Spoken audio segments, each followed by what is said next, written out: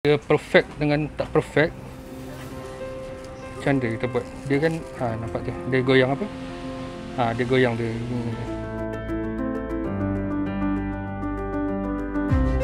Nama saya Arus bin Sulaiman. Umur saya 39 tahun.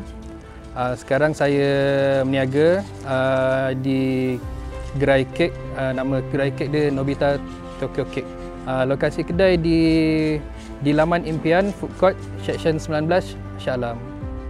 Kek ni sebenarnya dia kek kalau ikut nama betul dia softly Japanese pancake. Lepas tu dia banyak guna telur. Telur putih tu kita pukul bagi kembang. Lepas tu baru campur dengan tepung. Tapi lebih 80% telur lah. Sebab tu dia lembut. Kek ni. Lepas tu barulah kita letak topping yang coklat, salted caramel bagi menarik lah kan. Macam tu. Dia nak tahu jadi tak jadi dia buat macam ni. Kalau tak jatuh, maksudnya jadi. Ni tak jatuh lah ni. Jadilah tu. Dia kalau tak jadi dia meleleh lah. Macam tu lah. Jadi ini kita nak campur ke ni. Ni campuran tepung dengan margarin cair.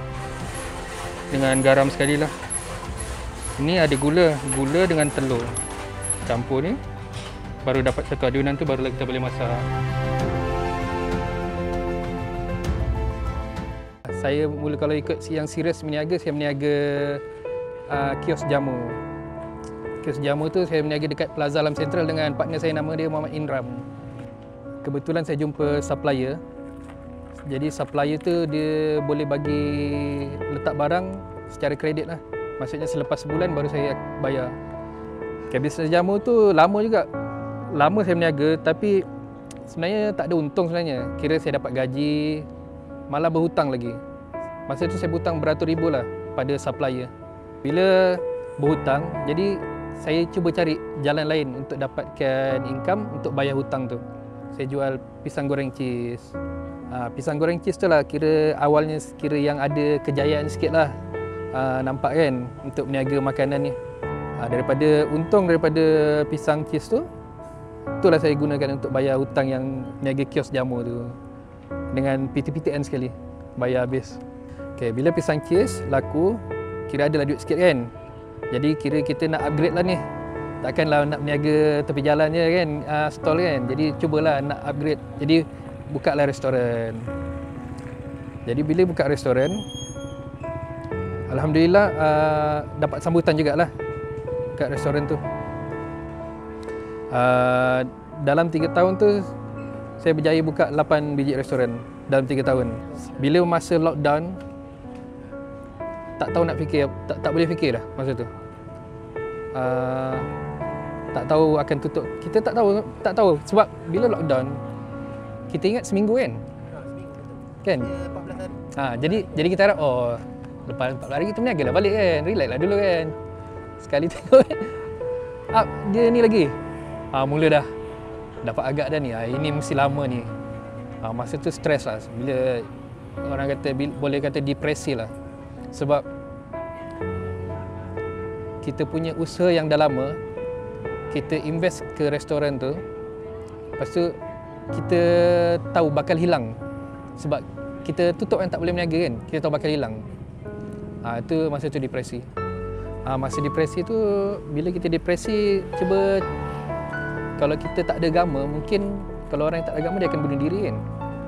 Sebab kita ada agama, jadi kita cubalah cari jalan dia kan. Macam saya dengarlah ceramah-ceramah dekat YouTube berkenaan rezeki apa semua, berkenaan takdir. Kita tahulah Allah tu sebaik-baik perancang kan. Setiap yang berlaku pasti ada hikmah dia. Jadi saya percaya tu lah, bila hari-hari macam tu, bila down tu, lama-lama ada keyakinan balik lah untuk meniaga balik. Itu yang semangat tu datang balik lah, dengar-dengar ceramah ustaz lah. Ini untuk delivery. Hari ni ada delivery ke Shah Alam, Kelang, Bangi dengan KL. Bangi? Sampai ke Bangi. Delivery kita akan panggil rider Lalamove lah yang akan hantar. Ini pukul 6, nanti pukul 9 lagi. Macam tu lah. Hari-hari macam tu lah kalau untuk delivery. Ni cik.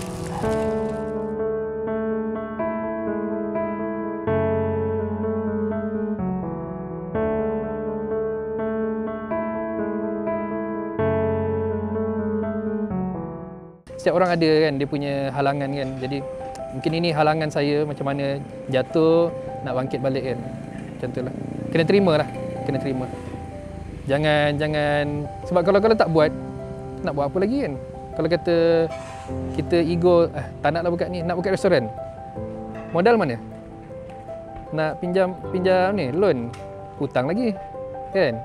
Jadi daripada saya berhutang, baik saya berniaga kecil balik kan. Dia perfect dengan tak perfect. Macam mana kita buat? Dia kan nampak tu. Dia goyang apa? Dia goyang tu. Ini perfect lah ni, maksudnya sempurna. Dia kena ada macam nampak macam mentah-mentah sikit lah. Kat tengah tu. Itu yang sedap tu. Kalau dia terlalu masak tak sedap sebab dia jadi keras. Ya.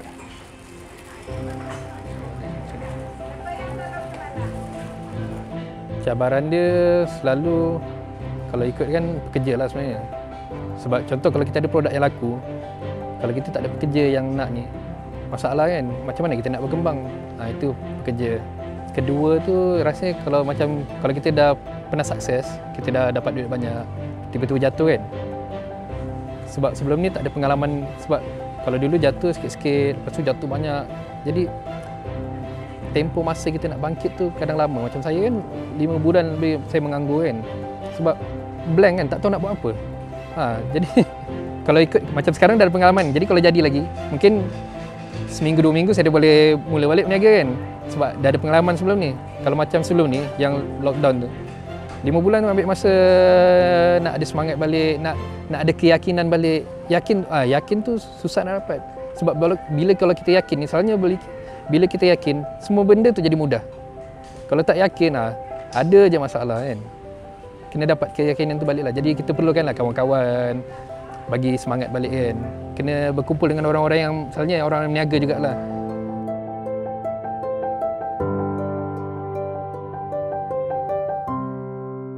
Sekarang ni alhamdulillah kira dalam progres lah. Maksudnya sekarang ni boleh dapat 50 kotak sehari. Walaupun sebenarnya belum okey kalau ni, tapi kita target mungkin lagi sebulan 100 kotak. Saya target dalam 3-4 bulan sehari 500 box lah kita boleh jual. Sikit-sikit dulu lah, mungkin sekarang ni 50, nanti 100 sampailah ke 500 kotak. Lepas tu kita akan buka cawangan di tempat lain lah. Sebab saya punya target sebenarnya sama juga. Target dia dalam 2 tahun nak buka 100 kios. 100 kios. Tahun ni saya nak buka 2022, target 10 kios dulu. Lepas tu barulah buka tempat-tempat lain, satu Malaysia lah. Itu target dia lah. Tapi kalau tak capai dapat 20 pun okey lah kan. Macam tu je lah. Jangan pernah berhenti. Jangan pernah berhenti. Berhenti untuk berusaha. Berhenti untuk berdoa. Sebab kita gagal bukan sebab bila kita jatuh. Kita gagal bila sebab kita berhenti untuk berusaha, berhenti untuk berdoa.